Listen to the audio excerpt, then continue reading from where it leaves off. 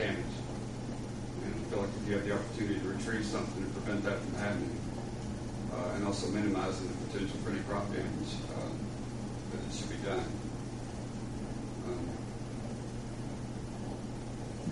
And like I said, there's no set policy on it.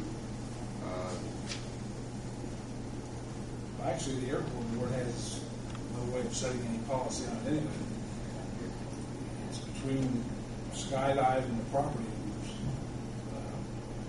We can't tell you. Granted, you shouldn't go on somebody else's property. But I can't tell you or anybody else you can't go on somebody's property. It needs to be worked out between the property owners and whoever's you know what I'm saying? Yeah, and I feel like we did work it out pretty well last year. Now this year, through the first 6 months of the season, there's not been an issue.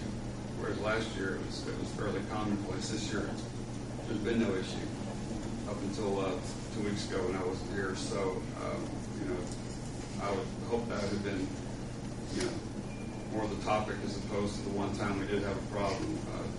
Because last year we had a lot of problems, and this year we've had none. So. Like I said, we will, now that we have a phone number for Mr. Bigman, we'll go that route, a cell phone number for him. I found out later. Yeah, when I was his phone was disconnected. Yeah. Also, too, you said you were going to speak with the person that actually should have been the one complaining that there was going to be a complaint. The person farming the land. Did you ever get a chance to talk to him to see what his position was? George Ricker?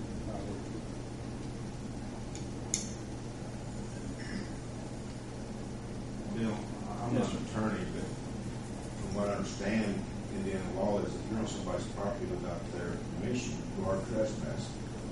Not only that, they have an agreement with the property owners that they have to be notified before they enter onto the property. Is that correct? That's correct. And if that's the They had a case, non-binding agreement, but yes, that's the case. if that's the case, that's a bad situation. We didn't have none. But, it's hard for me to believe, even if you have 6 foot tall corn, that if the airplane knows the close approximate position where that chute is, that you couldn't walk down those corn rows and find it 2 or 3 feet. And I told Mr. Daughter, it looks to me like there's more damage parachuting into the cornfield than what you actually would walking down the roads. And I don't know how something can disappear. It's hard, maybe even hard to find it from the sky. But walking down the roads may take more time. And I know it's pretty hard to do damage to corn walking down the corn roads. That's 20-inch roads. That's never. It's a bad situation. Let me I understand Mr. Dogger's position as well. But let me ask you a question, Bob. Is there any way that you can locate it and get a rough estimate, and then when have someone go out there with a flag holding it up, and then you fly over and tell them where it's at, what row you're on, whatever? I'm going to tell you where I'm coming from.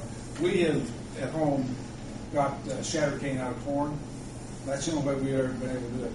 My son would get up on the hill with pair of binoculars and watch me. I'd hold the flag up so he'd know where I'm at, and then he'd say 10 rows to the east or north or whatever, and keep going. Find it. And it's a bear to do it, though. It takes a lot of time. I know that. We actually used to do that with using the small plane flying and taking one of our wind streamers and using that. Actually, Mr. Goddard's field. But that was back before there was airport expansion and it was an issue. This all didn't become an issue until, coincidentally, airport expansion came to pass. So, it wasn't an issue in the past. And yes, we did that.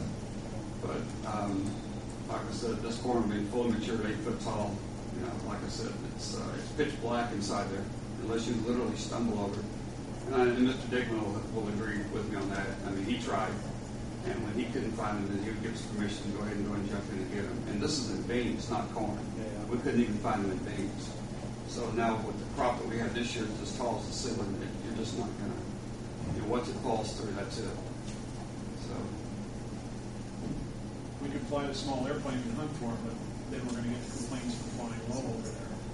And the jump plane, when it's descending, can't be looking. It's busy looking for traffic and that type of stuff. Yeah, the key, of course, is just communication. Understand, even though we don't have a way to impose, to tell you what to do in those circumstances, that when there's problems with you, the property owners, the city gets the heat.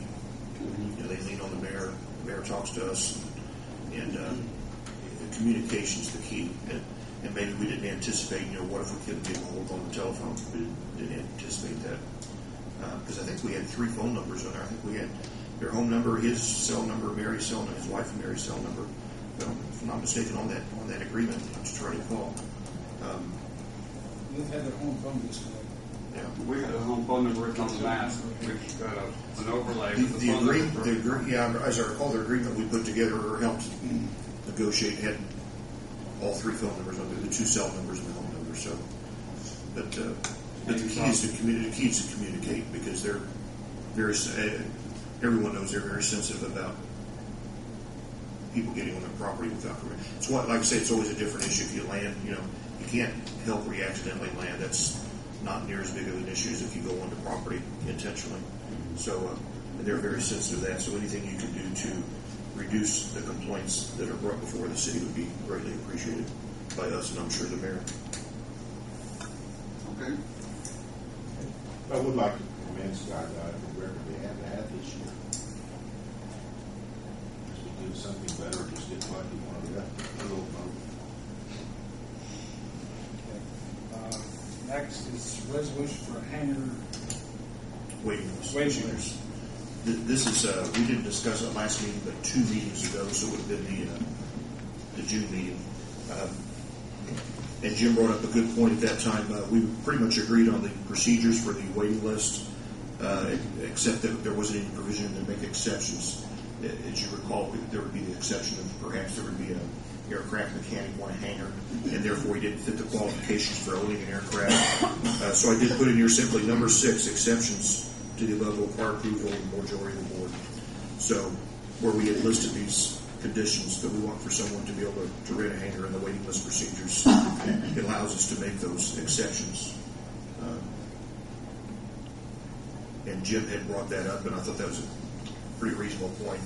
We want to be able to allow an aircraft mechanic perhaps to rent a hangar, even though he may not have an aircraft himself. And so bullet point number 6 would allow us to make that exception. Everything else is as we had discussed a couple of months ago.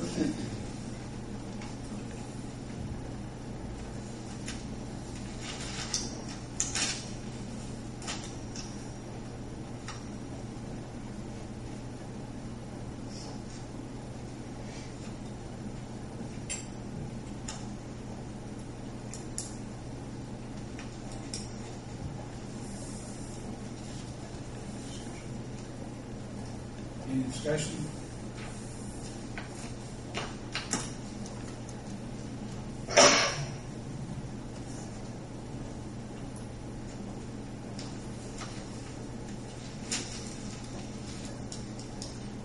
This resolution gives guidelines from the board to the airport managers how we'd like the waiting list to be managed.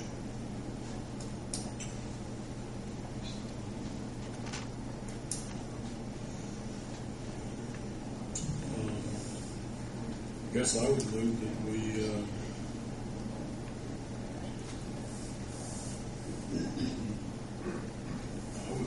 we accept resolution 2009-1. I'll second that. Janice, roll call vote, please. Jim Pruitt, Yes. Gerald Hall, Yes. John Dooley, Yes. Bill Estes. Yes. Okay.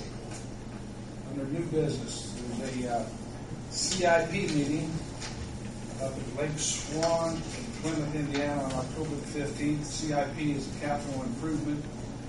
It's with the FAA and the state. Myself and Donna, Gary are going to go, and I'd like to have one other person from the board go if they'd be willing to. What day? It's Thursday. We'll be leaving early in the morning. October the 15th.